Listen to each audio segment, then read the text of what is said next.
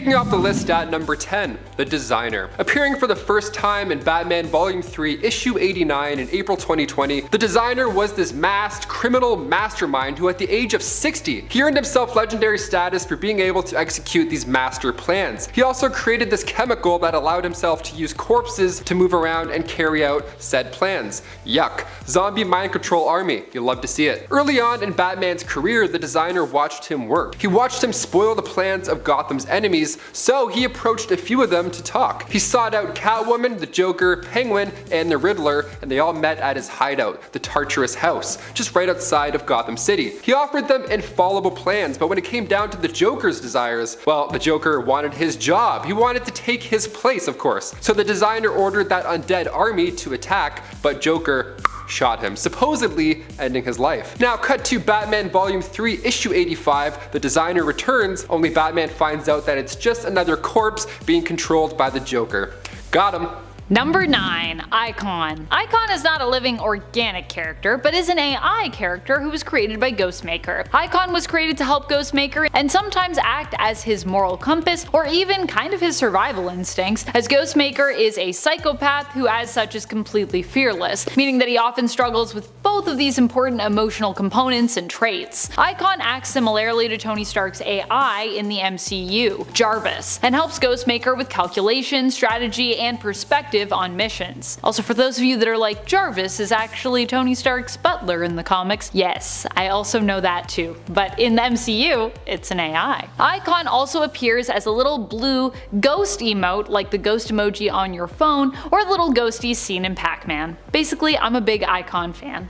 Every time there's more Ghostmaker stories, I'm like, this character is great. More Ghostmaker, more Icon. Number 8, the Underbroker. Making his first appearance in Batman Volume 3, Issue 92, just last August, the Underbroker, aka Harlan Graves, he was a senior partner at the firm Graves, Willock, and Crane. Harlan's job was to run a financial institute for criminals. He runs a bank for evil guys, so you know he's gonna be dressed to the nines. He's brilliant. I mean, the guy should have gone into crypto. He takes all these crooks, he takes their money, and then he transfers it and hides it in all these hedge funds, literally in the richest pockets. He's managed to keep this business a secret from Batman, but when Catwoman caught up to him, she asked if he wanted his safe numbers said out loud in front of others. He says, no. And then she asks again if he wants Batman sniffing around the underbrokerage, and he repeats, no. But he offers to make her rich if she spared him. How do you resist that? Come on. I wonder if he can settle my student loans. Might have to take a trip into the Gotham sewers, see what's up.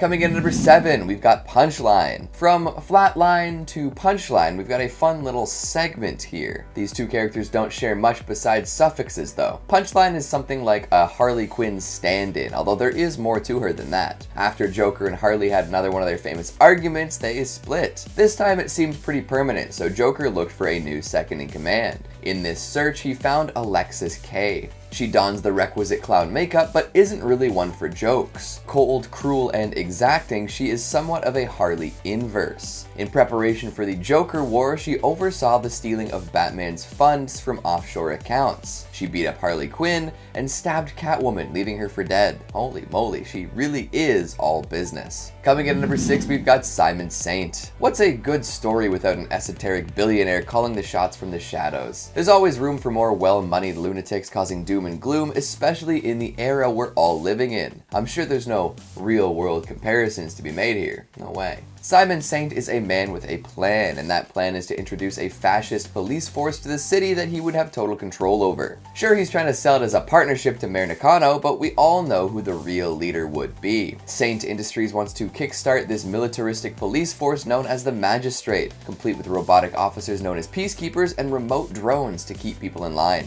All under the guise of making sure everyone is safe, right? To really sell this idea to the mayor and the public, Saint secretly employs some folks to put fear into the heart of every civilian. A very familiar scaremonger shows up to help too, which is never a good sign. Coming in at number 5, we've got Peacekeeper 01. Let's quickly dive into this private army Simon Saint seems to be putting together for a second. There will be plenty of nameless, faceless automatons forcing the people of the city into line, but there's also got to be some extra special leaders, right? For that, there's Peacekeeper 01, one of the first sheriffs sent out by the magistrate. This one in particular is a wicked strong augmented human, one who Batman readers have indeed met before. Does the name Sean Mahoney ring a bell? He was once a guard at Arkham Asylum and a brutal one at that. But for a while there was no way for him to get back to work. He was the one who discovered the dead body of Bane, killed by Joker gas, and also went back to rescue some nurses, losing limbs in the process. However, Simon Saint offered him a whole new life with some prosthetic limbs to boot. All he has to do is lead the all-powerful magistrate police force in their mission to totally take over the city. Who's gonna say no to an offer like that? Number 3, Mayor Nakano. Mayor Nakano was once one of the few honest members of the Gotham City Police Department. Prior to becoming mayor, he was a police officer on the GCPD force, but after the events of Joker War was elected as mayor of Gotham. Mayor Nakano is very important considering that he is the mayor of Gotham and ultimately decides on many policies and programs that could affect the city. He detests masks of any kind, seeing both vigilantes and villains as threats to Gotham and its citizens' safety. Due to the machinations of Simon Saint and Scarecrow, he ended up being pressured into initiating the Magistrate program of Saint Industries, which we know is a road that could potentially lead to a militarized city-state-like cyberpunk-esque future that we saw for Gotham in Future State. I mean, I guess you know that if you read Future State. Which if you haven't read any of the Future State stuff, go read some of it. It was pretty cool. Also, the colors are really nice, I just gotta say. Number 2, Astrid Arkham. Making her first appearance with Detective Comics number 1000, Astrid Arkham was born in, well, Arkham Asylum. Both of her parents were doctors working there. Her mother, Ingrid Carlson, was loved in the asylum, even by the Joker. Her father, Jeremiah Arkham, was a descendant of Arkham Asylum's founder, Amadeus Arkham. So they were Arkham OGs. Now, when Ingrid was pregnant with Astrid, a riot popped off in usual Arkham form. An amazing moment to see here, weirdly, because all these supervillains were now protecting Ingrid while she went into labor. I'm talking Poison Ivy, Harley Quinn, the Joker, Solomon Grundy, and Clayface. What a moment. Now, right after she gave birth, a rogue Batarang slipped by, and that was sadly the last of Ingrid. So now her father had to raise the child alone. She was homeschooled in Arkham and even became friends with all of these inmates. They felt like they owed her mother their kindness at least. She grew up hating Batman, of course, but that hatred grew even more once Astrid found footage of her fateful birthday. From that point on, she trained herself into a skilled fighter, started a cult called the Knights of the Sun, and went after the one who threw said cursed Batarang, eventually calling herself the Arkham Knight. Number 1,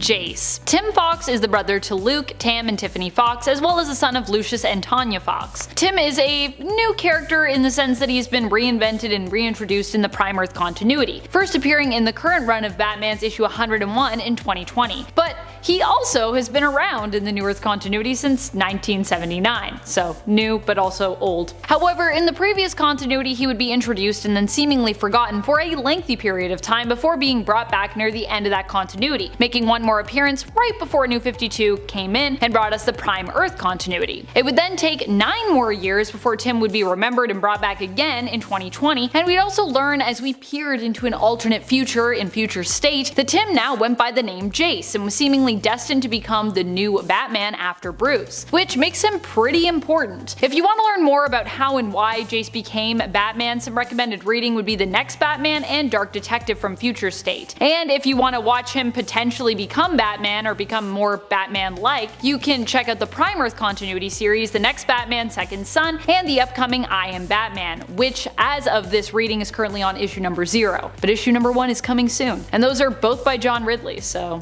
pretty cool reads, I think. Number 10, Liar Liar. Emma Duropoulos. Okay, this chick is badass right off the hop. She first appeared in Wonder Woman 759. She's the long-lost daughter of Maxwell Lord, and growing up, Emma's mother Susan kept the fact that her father was still alive from her. Now, she did find out eventually, but her mother insisted that he died of cancer, never even telling Emma his real name. And on top of that, Emma was growing into her powers, and her mother also ignored those. She didn't believe that she had powers until one day Emma showed her an up-close look at them. She made her mother collide with an oncoming truck, and sadly Emma was the only survivor. Next step was to break her father out of jail and earn his trust by, of course, helping him take down Wonder Woman. Emma used her psychic wave manipulation powers and combined them with Maxwell Lord's previous passion project, a weapon called Odysseus. So now Emma can cause any user to hallucinate. Her dad even makes fun of her for this, calling her a child, some sort of millennial superhero joke, I guess, I don't know.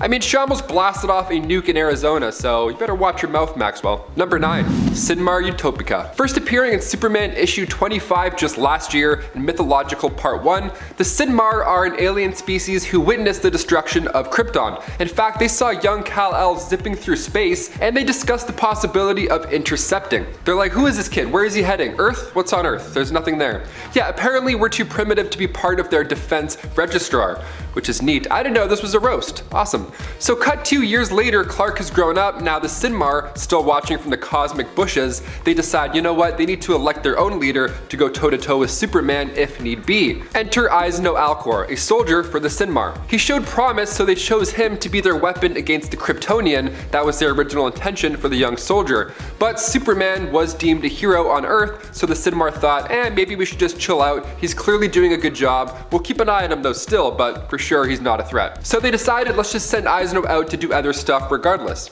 Deal, sounds good. Eventually Eisno got back from a mission and there was this big celebration, a big party, but he finally asked his superior why he's the only hero on his home world. And President Dreddy finally explained that he was initially picked to fight Superman, but he turned out to be a protector, so we just used him instead for other missions in the galaxy. So Eisno is feeling confused. He's like, Superman, who is this guy? What? So he leaves the party, he's deep in thought, then all of a sudden, while he's busy being sad in the cornfield, all of his friends and crew are attacked back at the party. So he gets back, everybody's toast, and there's pics of Superman all around. So now he has a reason to attack Superman.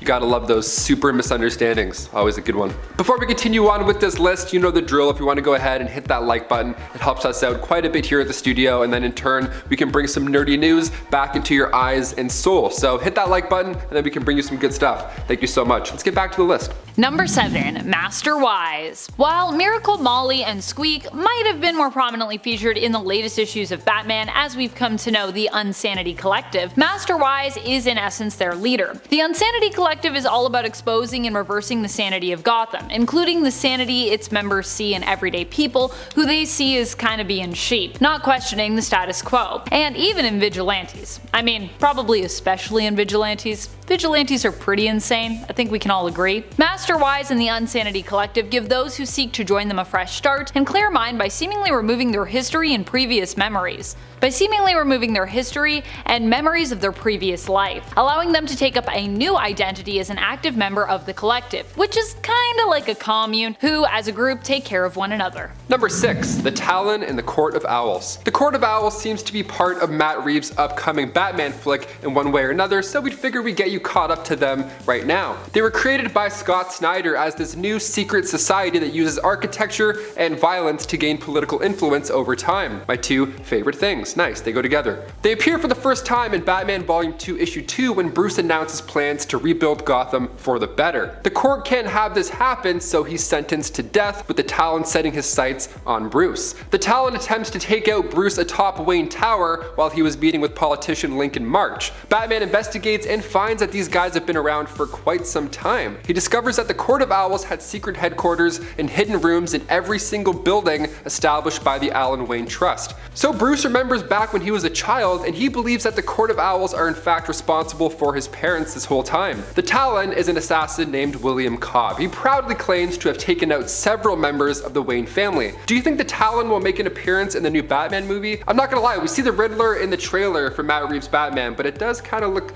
like the Talon a little bit. I don't know, we could be getting fooled. We also see an owl on the Riddler's card, so maybe we're just getting more than we think. Number 5. Madame Midas. Madame Midas is known for being the richest woman on the earth and appears to be covered head to toe in gold. At least that's what it looks like to me in the comics. She's very shiny. A criminal and supervillain, she is an arch nemesis of Ghostmaker's who is prominently featured in his own flashback stories included in the last few issues of the current 2016 Batman series, starting in issue 107. Madame Midas is the current big bad he is up against and looking to take Ghostmaker down in the story, which had its penultimate chapter in issue 111 of Batman, and will have its conclusion told in Batman's 2021 annual issue in November, which I'm super hyped for. Madame Midas awaits Ghostmaker at the top of her tower on a secluded island that he has infiltrated. She has brought together his former enemies as her last line of defense, and in hopes to learn of a way to defeat him. But so far, it's not looking very good for Madame Midas, as Ghostmaker seems to be a step ahead of her at every turn.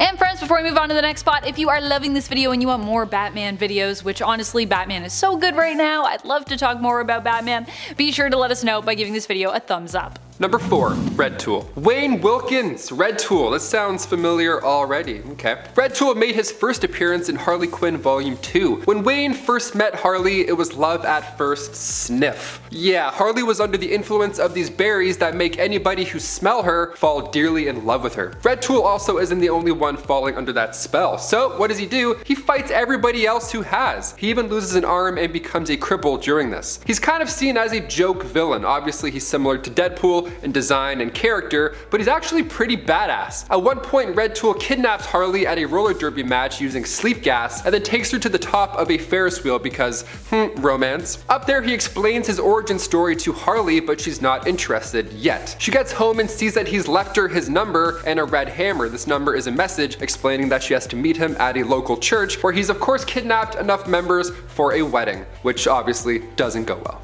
Number 3, The Signal. Duke Thomas entered DC Comics not too recently, but back in 2013 in Batman Volume 2, Issue 21. He lost his parents at a young age, similar to Batman, but he lost his to the Joker. So he joined and then led the We Are Robin movement. That's when hundreds of teens took on the Robin mantle, sporting the capital R, and took to the streets while Batman was absent. Nice movement, awesome. Now Duke left this movement because he was eventually recruited to train under Batman himself and joined the fam. Not a bad upgrade. Now Duke, aka The Signal, is a member of the newly reformed outsider teams being led by Black Lightning. His father was the villain Nomon, but before his birth, his mother Elaine ran for it to Gotham in order to get away from Nomon. She became a social worker and then married a man named Doug Thomas, who wasn't a supervillain. Nice. They both raised Duke in Gotham Narrows. Later on, when the Riddler was challenging the city, he asked all these citizens to bring forth a riddle that even he can't solve, and then only then will he turn the power back on in the city.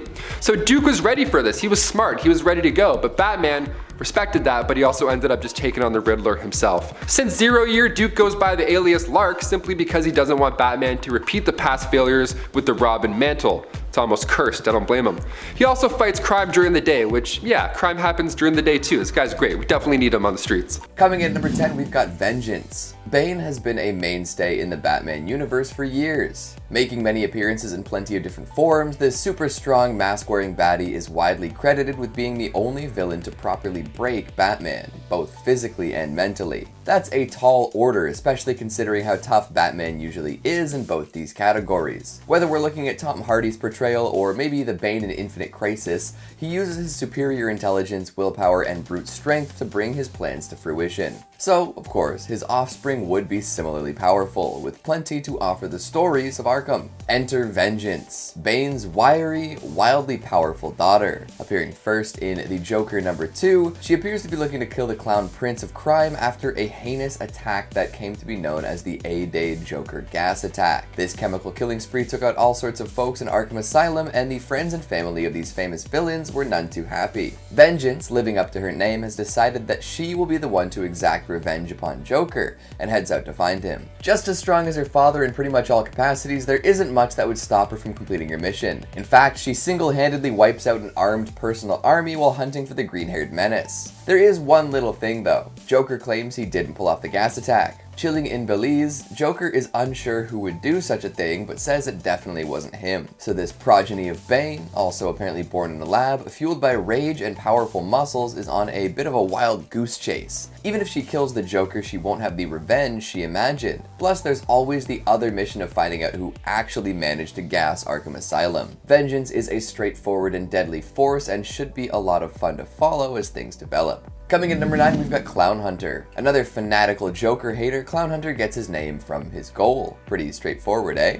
He wants Joker dead, and he wants to ensure this is done by his hands. Clown Hunter, aka Bao Fam. He hunts clowns. Why though? What would drive a young man to committing his life to killing a clown? Sure, Joker's done plenty of heinous things in his lifetime, but that's almost a given of living in Arkham City. Wouldn't most people like to figure out a way to live productive lives, even with the chaos turning in the background? Well, things are personal when it comes to Clown Hunter and his supposed prey. As a child, he witnessed Joker kill his parents in cold blood and then run off cackling into the night, as Joker tends to do, of course. With this traumatic experience, Clown Hunter was committed to a life of hating Joker. He also came to believe that Batman simply wasn't doing enough to deal with this moron society. Joker kept killing innocent people and was always allowed to live afterwards. Even if he were to be imprisoned, restrained, or otherwise removed from society, he'd make his return in one way or another. So Clown Hunter decided that Joker needed to die. Batman was too lax with him, and so were the rest of the crime fighters in Arkham. Armed with a batarang-tipped baseball bat, Clown Hunter killed something like a dozen of Joker's henchmen and even planned on killing Harley Quinn. Somehow, someway,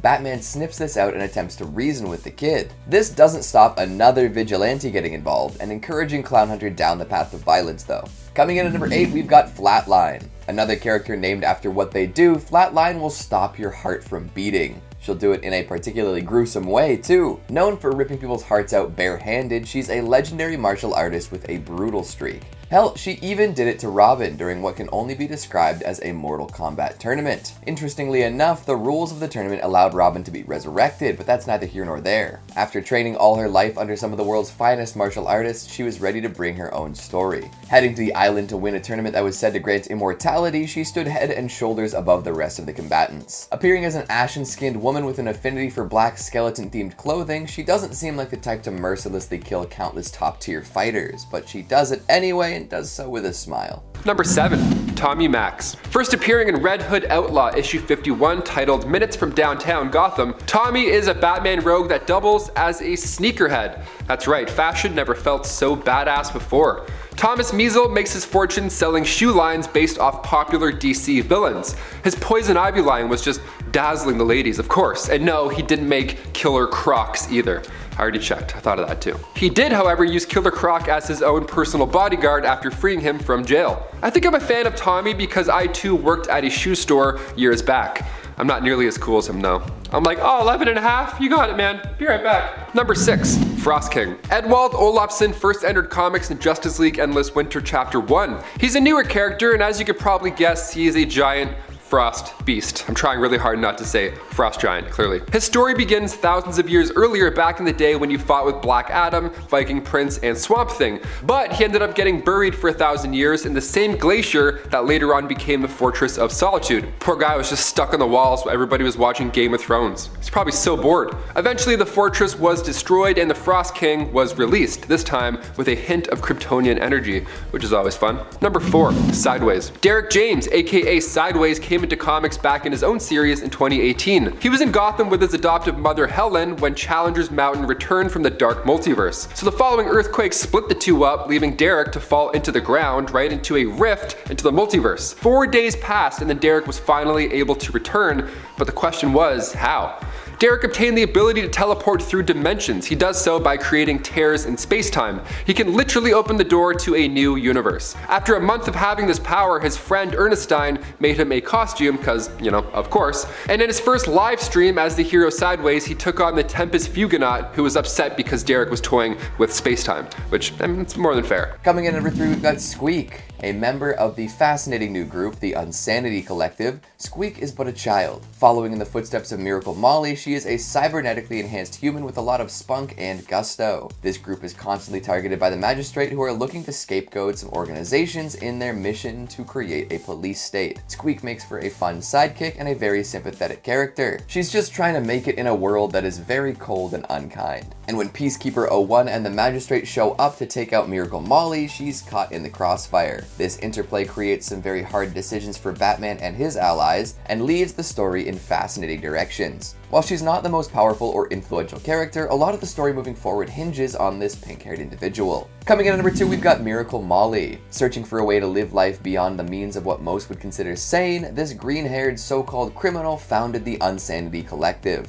A group meant to allow civilians to live their lives without the weight of their past trauma, it develops technology that flies in the face of the Magistrate. Molly is the brains behind the operation, building and distributing gadgets and tools to all of her followers. Although their goals are noble, they go about their plans in ways deemed unacceptable by the powers that be, which causes a whole lot of problems, as you might imagine. However, Batman infiltrates the collective to find out more and discovers how genuine and committed Miracle Molly is. Although their actions are criminal, their hearts are in the right place. The Magistrate and in turn Peacekeepers don't like this. An enemy of an enemy becomes a friend, and Batman joins the fight in an unpredictable way thanks to the influence of Miracle Molly. And finally at number 1 we've got Ghostmaker. Oh damn. This vigilante trained with pretty much all of these same people Batman trained with and rivaled the Cape Crusader all throughout his life. There is one major difference however. Ghostmaker is willing to kill. In fact, sometimes Ghostmaker believes that killing is sort of an art form while fighting crime. He's all about the art when it comes to dealing with criminal elements, which is a very interesting way to go about it. His values clash with the Bat's quite often, spurring on many fights between the two. However, when a bigger threat emerges, it becomes clear that the two vigilantes must team up or be defeated.